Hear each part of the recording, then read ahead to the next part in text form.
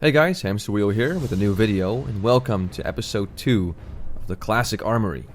Today, we're going to feature another melee class that will rely a lot on good weapons, and a class that, unlike the warrior, doesn't like to charge in head first, but rather sneak its way around and ambush its target from the back. Yep, I'm talking about the rogue. More specifically, the Horde rogue. So before I start, I'd like to say that while a very popular choice of leveling is with a sword in your main hand and rely on things like Sinister Strike, there's also some people that just prefer to roll around with daggers and rely on ambush and backstab. So I will include both daggers and swords into this guide to give both of those crowds a few things to choose from. Alright, now that we got that out of the way, it's time to get started. So at the beginning of your journey, you start off with just a single worn dagger. And at level 10 is where things start to get a bit more interesting. First of all, you unlock dual wield, and at your class trainer you are able to get yourself the Blade of Cunning, a dagger with 6.8 DPS, 2 attack speed, and 2 agility, so that will give you a nice DPS boost to leveling up your rogue. A few levels later, and you can try and do a Ragefire Chasm run and get this, the Cursed Felblade. A main hand sword with 9 DPS, 2.6 attack speed, and a chance on hit to reduce the enemy's attack power by 15 for 30 seconds. A great starter weapon if you're looking to quickly switch from daggers to swords. Now while you're doing Ragefire Chasm, it's wise to pick up the quest Hidden Enemies. That will also involve you going through that dungeon, and the rewards from that quest are pretty nice, including a dagger and a main-handed mace. The dagger is the Kris of Orgrimmar, a weapon with 9 DPS, 1.5 attack speed, 1 stamina and 1 spirit. A good addition to your pair of daggers, should you still have a crappy white or grey dagger in your offhand. Or if you want and are willing to spend the money on mace skill, you can go for the Hammer of Orgrimmar, a weapon with 9.1 DPS, 2.9 attack speed, 1 strength and 1 stamina. A great alternative if the sword doesn't drop or you lose the roll, and you got a few silver left to spend on mace skill, because with this, your Sinister Strikes will get a big boost in damage compared to that level 10 dagger we previously went for. Then at level 17 and up, you can do a Wailing caverns run, and like the warrior, you can get yourself a great reward by completing the Leaders of the Fang quest, which is the Wingblade. This awesome sword has 15.7 DPS, 2.2 attack speed, 5 agility and 2 stamina. That, and while you're doing the Wailing caverns, you can shoot for 2 more weapons. First up is the Stinging Viper, a mace with 15.5 DPS, 2.8 attack speed, and a chance on hit to poison the target for 7 nature damage every 3 seconds for 15 seconds.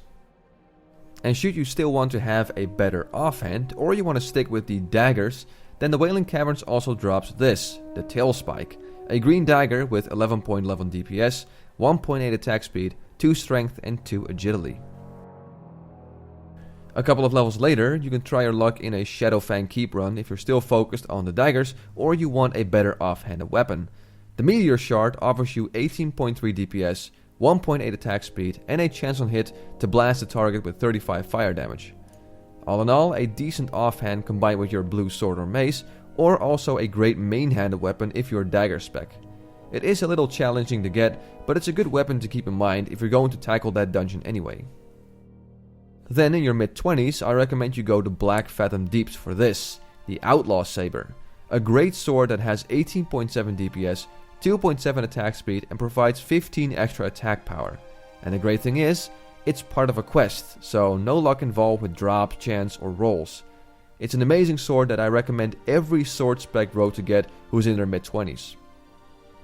However, there's also a pretty decent dagger that drops in this dungeon, which is the Bite of Serra'kis. A dagger with 17.7 DPS, a very quick 1.3 attack speed, and a chance on hit that poisons the target for 4 nature damage every 2 seconds for 20 seconds. With such a fast attack speed, it's ideal to have as an offhand for quick poison applications.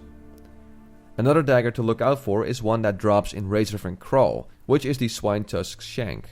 It has 23 DPS, 1.5 attack speed, 6 stamina and 4 spirit. Not the greatest for rogues, but still has a good damage output, and if you're starving for an upgrade, then you can definitely keep this in mind when going through a dungeon in your late 20s. Then there's another dagger I'd recommend you have a look at in your late 20s, the Broad-Bladed Knife. Now this item is from a vendor, and it's sold for around 2 gold 85 silver, so it's not exactly cheap. However, if you haven't been able to get any of the previous dagger upgrades out of dungeons, this weapon might be worth looking into with its 16.8 DPS, 2 attack speed and 5 stamina. A great main hand dagger due to that low attack speed, and it could offer you a major bump in your DPS. And after a couple of more levels we arrive at the mid to late 30s bracket. For this I have to recommend a crowd favorite when it comes to weapon combos, the Sword of Omen and Vanquisher sword combo. A crowd favorite because 1, they're good swords, and 2, both can be obtained through quests, so no luck involved regarding rolls or drops. The Vanquisher sword has 30 DPS, 2.2 attack speed, 28 attack power, and involves the quest Bring the End, while the Sword of Omen has 29.7 DPS, 1.9 attack speed, 9 strength, 4 stamina, 3 agility, and involves the quest Into the Scarlet monastery. If there's any combo you should get while leveling, it's this. Very powerful weapons that as a bonus also look incredibly cool. So what about the dagger rogues amongst us? Well, unfortunately there's not a whole lot of choice out there, but in your early 30s you do have the possibility to get the Glinting steel daggers through blacksmithing.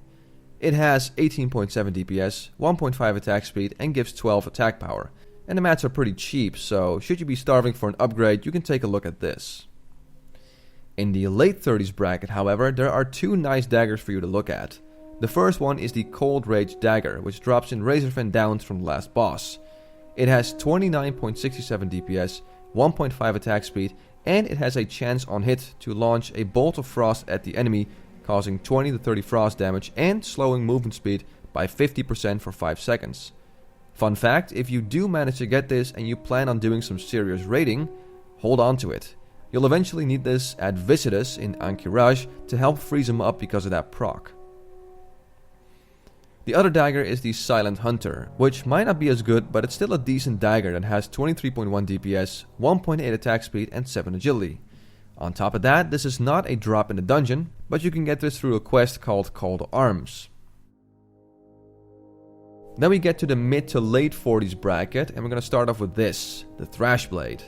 A blade often used by rogues up until their late 50s, which tells you something about how good the sword is.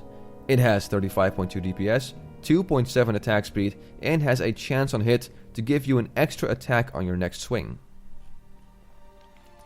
Then for our dagger users, there's 2 daggers you could shoot for. One is the Gahz'rilla Fang that drops in Zul'Farrak. A pretty easy to obtain dagger as it's not really popular with any other classes, so there's not a whole lot of competition. It has 28.06 DPS, 1.8 attack speed, and a chance on hit to surround you with electricity, dealing 10 nature damage to anyone who strikes you for 15 seconds. The second dagger is another weapon crafted by blacksmiths, the Ebon Shiv. It has 30.3 DPS, 1.5 attack speed, and 9 agility. Not mind-blowing, but not too expensive to make either, and something worth considering if you haven't had an upgrade for a long time. Alright, now we get one more leveling bracket, the early to mid 50s bracket. At this point you should be thinking about doing some Sunken Temple or BRD runs, and in those dungeons there's a few goodies to get. First up we'll get to our daggers. The first one is the Barman Shanker, a dagger that drops in Blackrock Depths. It has 36.5 DPS, 2 attack speed, and a chance on hit to wound the target, causing them to bleed for 100 damage for 30 seconds. It does have a low drop chance, but it's definitely something to keep in the back of your head when running Blackrock Depths. The other dagger is the Life Force Dirk, a weapon with 35.9 DPS, 1.6 attack speed, and 11 stamina. This will involve you running the Sunken Temple, but luckily it's not a drop, it's part of a quest called the God Hakar.